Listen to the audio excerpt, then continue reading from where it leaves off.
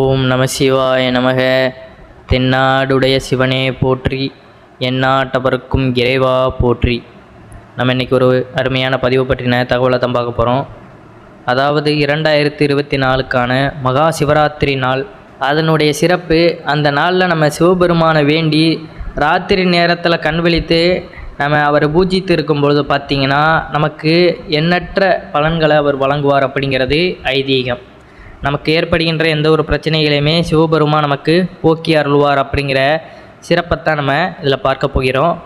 சிவபெருமானுக்கு எத்தனையோ திருநாமங்கள் உள்ளன. அவற்றில் மிக உயர்வாக சொல்லப்படுவது அப்படின்னு பார்த்திங்கன்னா மகாதேவன் என்ற திருநாமம்.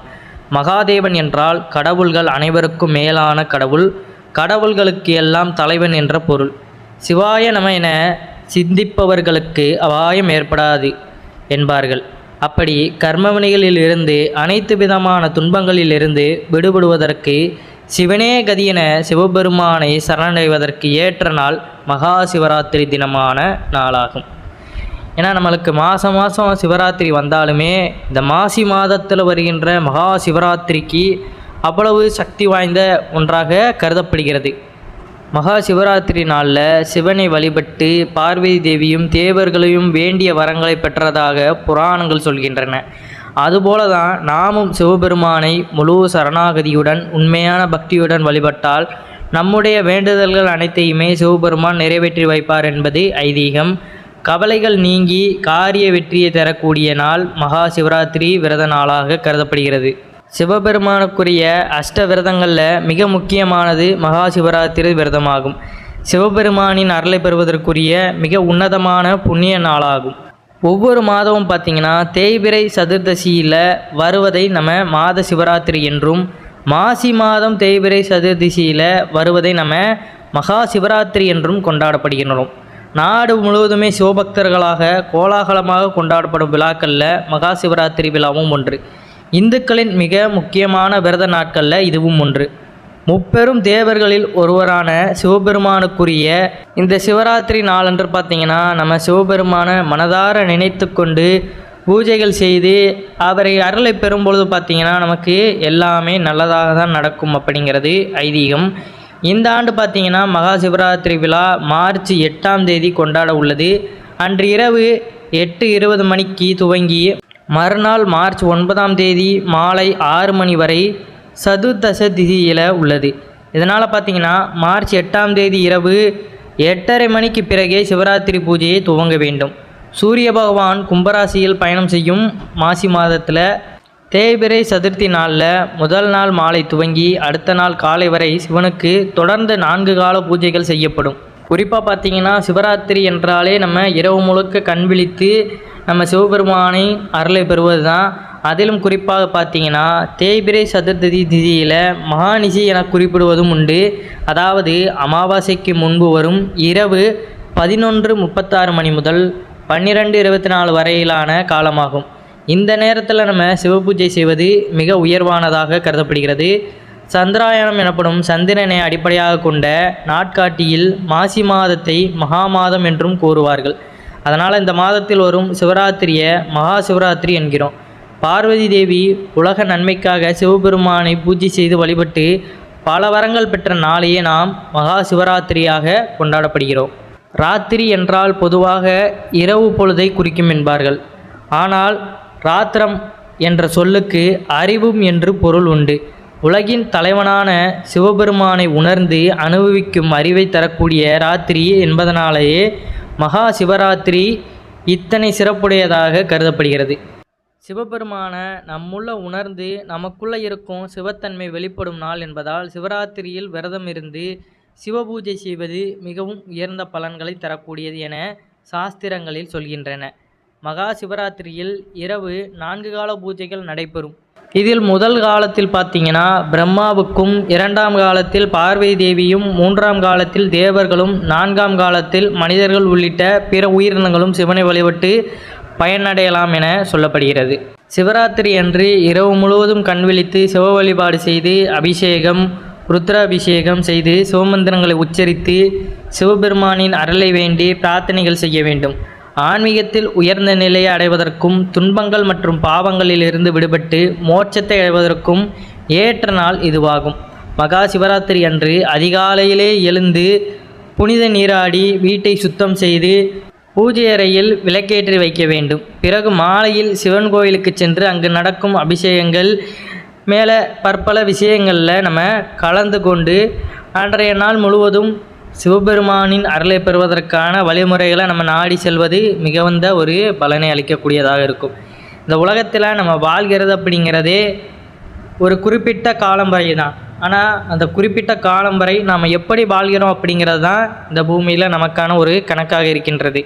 நம்ம கர்மங்களை சேர்க்குறோமா, கர்மங்களை சேர்க்காமல் வாழ்கிறோமா, நன்மைகள் செய்கிறோமா, தீமைகள் செய்கிறோமா அப்படிங்கிறபடி நம்மளுடைய வாழ்க்கை முறையானது அடுத்த ஒரு பிறவியானது அமைகிறது. ஆனால் சிவபெருமானை மட்டுமே நம்ம வழிபட்டு கொண்டு இந்த பிறவி பிணியிலிருந்து நீங்கணும் அப்படிங்கிற வகையில் நம்ம இருக்கிறோம். அப்படிங்கிற பட்சத்தில் எந்த ஒரு ஆசைகளுக்கும் வெறுப்புமின்றி நம்ம இறைவன் சிவனை தவிர வேறு எதுவுமே நமக்கு நிரந்தரலை அப்படின்னு நம்ம உணரும் பொழுது என்ன ஆகிறதுன்னு பார்த்திங்கன்னா, இந்த பிறவி பிணி அப்படிங்கிறது நமக்கு முற்றிலுமாக வேரோடு நின்று விடுகிறது. அதாவது பிறப்பு மறுபிறவு அப்படிங்கிறது நமக்கு இல்லாமல் போய்விடுது. நிரந்தரமாக நம்ம எங்கிருந்து வந்தோமோ அந்த பரம்பொருளிடமே நம்ம சென்று விடுகிறோம். இந்த உலகம் எப்படி தோன்றினது, அதிலிருந்து எப்படிலாம் உயிர்கள் வந்துடுது அப்படின்னு பார்த்தீங்கன்னா, ஒரு பரம்பொருளான சிவபெருமானிடமிருந்து சிதறி எல்லா திக்கமும் பறந்து விரிந்த இந்த பிரபஞ்சங்களும் உயிர்களும் மனிதர்கள் இப்படி எல்லாமே அந்த ஆன்மாக்கள் பார்த்திங்கன்னா, அந்த ஆன்மாக்களுக்கு ஒரு உடலையும் அது வாழ்வதற்கான அந்த வழிமுறைகளை ஏற்படுத்தி கொடுத்து திரும்ப அந்த வாழ்க்கை முறையிலிருந்து அந்த எங்கேருந்து வந்ததோ அந்த பரம்பொருளிடமே இந்த ஆன்மாக்கள் திரும்ப செல்கிறதா அப்படிங்கிறதான் நம்மளுடைய இந்த வாழ்க்கையில் பெரிய சவாலாக இருக்கின்றது. அதற்கான வழி மார்க்கம் எல்லாத்தையுமே நம்ம முறைப்படி கற்றுத்தேர்ந்து பூஜை புனஸ்காரங்களில் ஈடுபட்டு சிவத்தை உணர்ந்தால் மட்டும்தான் நமக்கு எல்லாமே புரிய வரும்.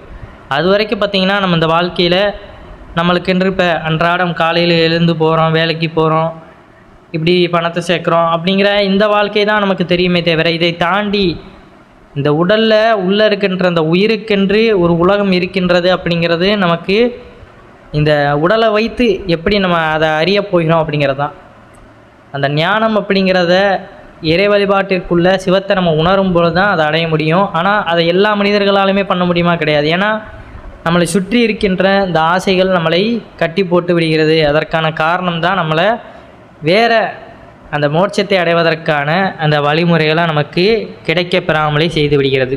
இப்படியான இந்த மகா சிவராத்திரி சிவபெருமானுக்குரிய விரத நாட்களில் நம்ம தொடர்ந்து சிவபெருமானை வழிபட்டு வரும் பொழுது பார்த்திங்கன்னா, மோட்சத்தை வழங்குகிறவர் அவர் தான்.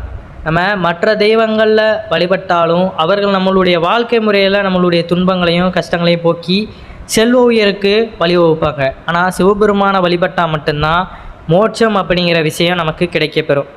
மோட்சத்தை பெற்றாலே அவ்வளோதான். இந்த வாழ்க்கை முறையில் நமக்கு எல்லாமே புரிந்துவிடும். எங்கிருந்து வந்தோமோ அங்கேயே சென்று விடுவது மாதிரி தான். திரும்ப இந்த உலகத்தில் பிறந்து இந்த கர்மவினைகளில் சிக்கி ஆசாபாசங்களுக்கு அடிபட்டு நம்ம இந்த வாழ்க்கையை வாழ்வதற்கு நிறைய மனிதர்கள் வெறுத்து போய் கூட இருப்பார்கள். அப்படிப்பட்டவர்கள் பார்த்திங்கன்னா, நம்ம சிவத்தை அடையும் பொழுது தான் நமக்கு எல்லாமே புரிய வரும். எதுவுமே நிரந்தரம் கிடையாது, எல்லாமே அவனுடைய செயல் அப்படிங்கிறத நம்ம உணர்ந்ததுக்கப்புறம் தான் அது புரிய வரும். அதனால் இவ்வாறான சிவராத்திரி நாட்கள்லையும் மகா சிவராத்திரியில் குறிப்பாக நம்ம வழிபாடுகளை மேற்கொள்ளும் பொழுது அது நமக்கு மிகவும் விசேஷமாக இருக்கும். வாழ்க்கை முறையிலையும் சரி, நம்ம அவரை உணர்வதிலையும் சரி. அன்று பார்த்திங்கன்னா, சிவலிங்கத்திற்கு பஞ்சாமிர்த அபிஷேகம் செய்வதும் வில்வெளை அர்ச்சனை செய்வதும் மிகவும் சிறப்பானதாக இருக்கின்றது.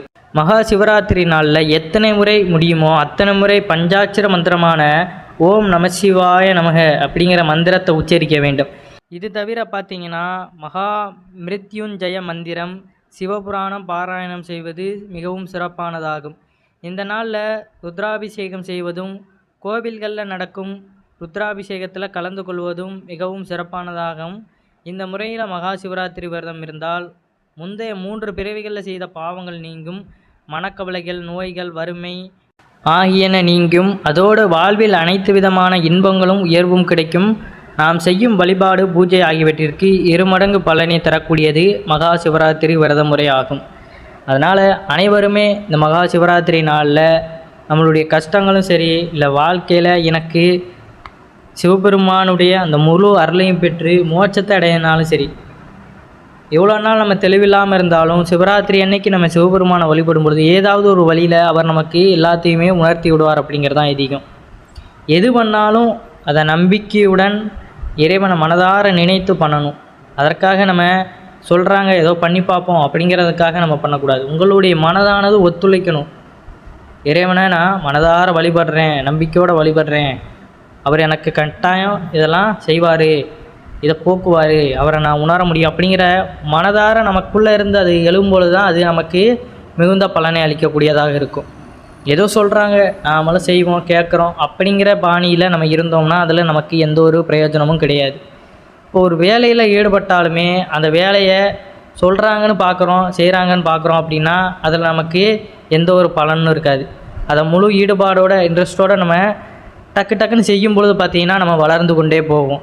அடுத்தடுத்து என்னத்தை கற்றுக்கிடணும் அப்படின்னு இருந்த வேலையிலேயே ஏதோ தெளிவில்லாமல் நம்ம கற்றுக்கிட்டு அதை ஏதோ சும்மா கடமைக்குன்னு பார்க்குறோம் அப்படின்னு இருந்தோம்னா நம்மளுக்கு அடுத்தடுத்து உயர்ந்து போவதற்கான அந்த எண்ணம் இருக்காது. அப்போ முழு ஈடுபாடோடு அதை நான் முடிப்பேன், அதை செயல்படுவேன், அதை நான் கட்டாயம் செஞ்சு முடிப்பேன் அப்படிங்கிற அந்த பாணியில் நம்ம செயல்பட்டால் அதில் நமக்கு முழு ஈடுபாடோடு ஒரு வெற்றி கிடைக்கும் அப்படிங்கிறது தான் ஐதீகம். மிக உயர்வான மகா சிவராத்திரி அன்று அளவில்லாத மகிழ்ச்சியையும் வெற்றியையும் நன்மைகளையும் அள்ளி கொடுக்கும் மிக அபூர்வமான யோகங்களும் இந்த ஆண்டு மகா சிவராத்திரி நாளில் ஒன்று கூட உள்ளது. இதனால் தவறவிடக்கூடாத முக்கிய நாளாக இந்த சிவராத்திரி இருக்கின்றது. 300 ஆண்டுகளுக்கு பிறகு இந்த அற்புதமான நாளில் பார்த்திங்கன்னா அரிதாக 4 யோகங்கள் ஒன்று கூட உள்ளன. இதனால் ஆன்மீக ரீதியாகவும் ஜோதிட ரீதியாகவும் பார்த்திங்கன்னா இது மிக முக்கியமான நாளாக கருதப்படுகிறது. மிகவும் அரிதான இந்த நாளில் விரதமிருந்து வழிபட்டால் வெற்றியும் செல்வ செழிப்பும் நமக்கு எப்பொழுதுமே குறையில்லாமல் கிடைக்கும் என்பது ஐதீகம். இந்த மகா சிவராத்திரி அன்று பார்த்திங்கன்னா இன்னொரு விசேஷம் அப்படின்னு பார்த்திங்கன்னா இந்த ஆண்டு மகா சிவராத்திரியுடன் சுக்கிரவார பிரதோஷமும் இணைந்து வருகிறது.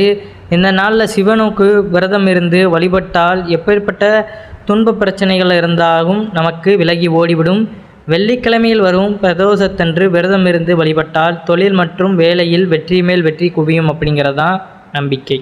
தொடர்ந்து நம்ம நிறைய விரத முறைகளை நிறைய கடவுள்களுக்கு நம்ம இருந்து வருகிறோம். ஆனால் அனைத்து தெய்வங்களையுமே வடிவமாக கொண்ட சிவபெருமானை நம்ம வழிபடும் பொழுது பார்த்திங்கன்னா நம்ம வாழ்க்கைக்கு தேவையான எல்லாத்தையுமே அவர் தக்க சமயத்தில் வந்தடைகிற வகையில் செய்வார்.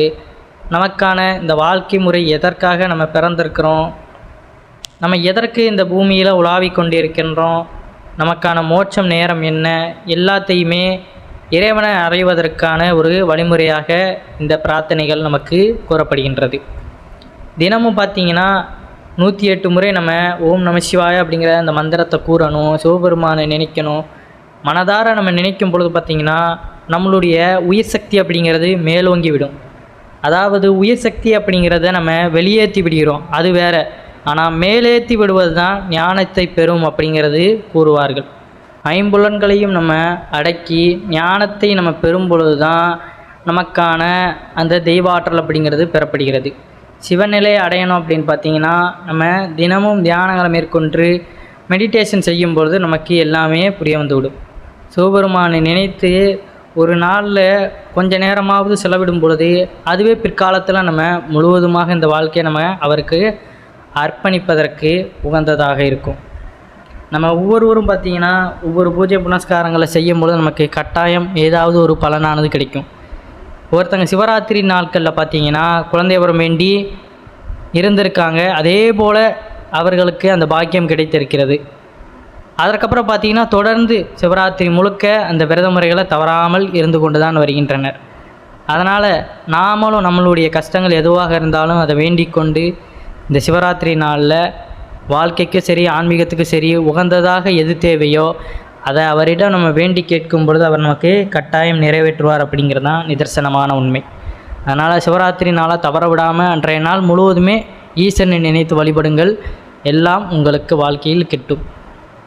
அனைவரும் இன்றும் இறையருள் பெற்று நலமுடன் வாழ வேண்டும். நன்றி, வணக்கம். ஓம் நம சிவாய நமக.